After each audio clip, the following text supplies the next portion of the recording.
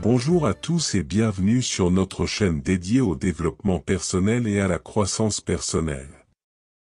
Aujourd'hui, nous plongeons dans le monde de la communication consciente avec le livre « L'art de communiquer » de Thich Nhat Hanh.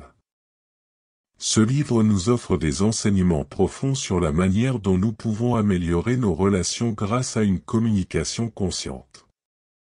Prêt à découvrir ces sagesses chapitre par chapitre? Si vous êtes nouveau ici, n'oubliez pas de vous abonner et d'activer la cloche de notification pour ne manquer aucune de nos audios inspirantes.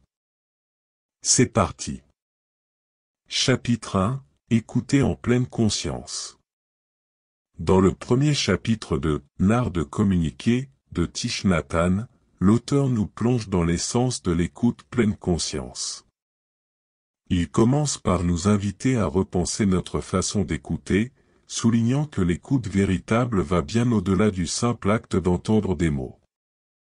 Thich Nhat Hanh explique que l'écoute pleine conscience signifie être vraiment présent pour la personne qui parle. Cela implique de suspendre tout jugement et de se libérer des pensées et des préoccupations personnelles pendant l'écoute. L'auteur nous encourage à créer un espace ouvert et réceptif, favorisant ainsi une connexion authentique avec celui qui partage ses pensées et ses émotions. Il explore également l'idée que l'écoute pleine conscience ne se limite pas aux paroles exprimées verbalement. Il s'agit aussi de percevoir les émotions sous-jacentes, de reconnaître les non-dits et de comprendre le langage du corps.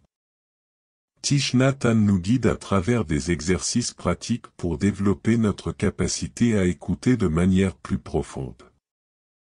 L'auteur souligne que l'écoute pleine conscience peut transformer nos relations, améliorant la compréhension mutuelle et créant un environnement propice à la communication ouverte. Ce premier chapitre pose ainsi les bases pour une communication consciente et éclairée. En résumé, le chapitre 1 nous invite à explorer l'art de l'écoute pleine conscience, à être présent et attentif lors des conversations, et à reconnaître que cette pratique peut révolutionner la manière dont nous interagissons les uns avec les autres. Chapitre 2. La parole juste. Dans le deuxième chapitre de « L'art de communiquer » de Thich Nhat Hanh, l'auteur explore le pouvoir de la parole juste. Il nous guide à travers une réflexion profonde sur la manière dont nos paroles influent sur notre bien-être et celui des autres. Thich Nhat Hanh commence par souligner que la parole est une force puissante qui peut être utilisée pour édifier ou détruire. Il encourage la pratique de la parole juste, c'est-à-dire l'utilisation de mots bienveillants, véridiques et constructifs.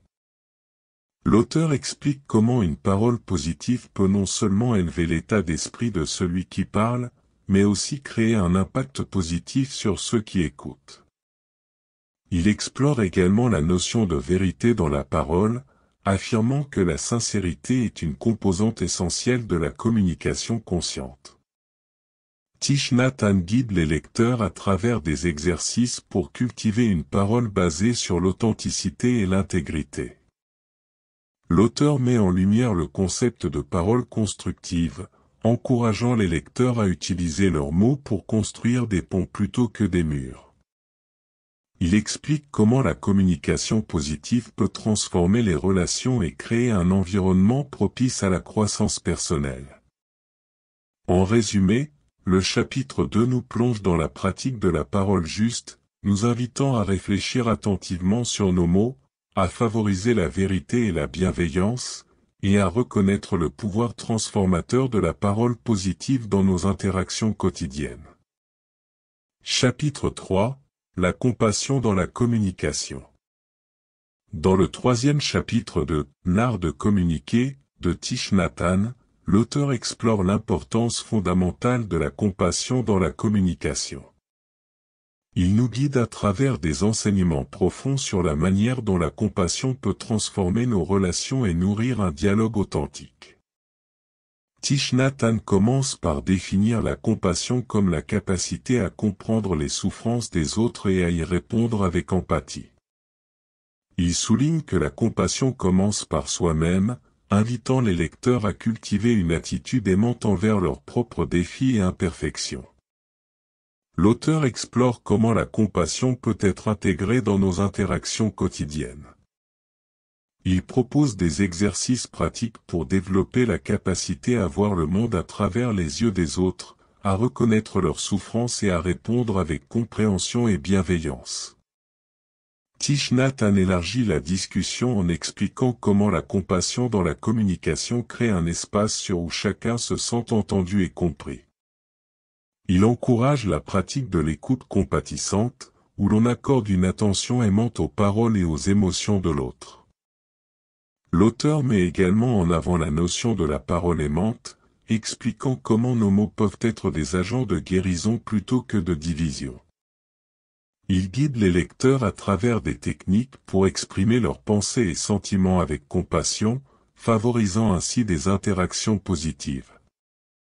En résumé, le chapitre 3 nous plonge dans l'univers de la compassion dans la communication. Thich Nhat Hanh nous enseigne comment cultiver cette qualité essentielle envers nous-mêmes et les autres, créant ainsi des relations empreintes d'amour et de compréhension mutuelle. Chapitre 4. Les non-dits. Dans le 4e chapitre de « L'art de communiquer » de Thich Nhat Hanh, l'auteur explore le domaine délicat des non-dits dans la communication. Il nous guide à travers la compréhension des silences, des non-dits et des malentendus qui peuvent entraver une communication harmonieuse. Thich Nhat Hanh commence par souligner que les non-dits peuvent être aussi puissants que les mots prononcés. Il explique comment les non-dits peuvent créer des malentendus et des tensions dans les relations, souvent en raison de peur ou d'appréhension non exprimées. L'auteur encourage la pratique de la pleine conscience pour reconnaître les non-dits, tant chez soi que chez les autres. Il explore des exercices pour cultiver la capacité à lire les signaux non-verbaux et à comprendre les émotions non exprimées. Thich Nhat Hanh propose également des stratégies pour aborder les non-dits de manière constructive. Il met en avant l'importance de créer un espace où chacun se sent libre d'exprimer ses pensées et ses émotions sans crainte de jugement. L'auteur souligne que la communication consciente implique également d'être attentif au silence, car ils peuvent être révélateurs d'émotions profondes. Il encourage les lecteurs à pratiquer l'écoute profonde pour entendre ce qui n'est pas dit explicitement. En résumé, le chapitre 4 nous invite à explorer le monde complexe des non-dits dans la communication. Thich Nhat Hanh nous enseigne comment être conscient de ces aspects subtils de la communication, à les aborder avec compassion, et à créer un espace où chacun peut s'exprimer pleinement. Voilà un aperçu détaillé du livre « L'art de communiquer » de Thich Nhat Hanh. Si vous avez trouvé ces informations utiles, n'hésitez pas à partager cet audio avec vos amis et à laisser un commentaire ci-dessous. Assurez-vous de vous abonner à la chaîne pour ne pas manquer nos prochaines audios sur le développement personnel et les résumés de livres. Merci d'avoir écouté, au revoir.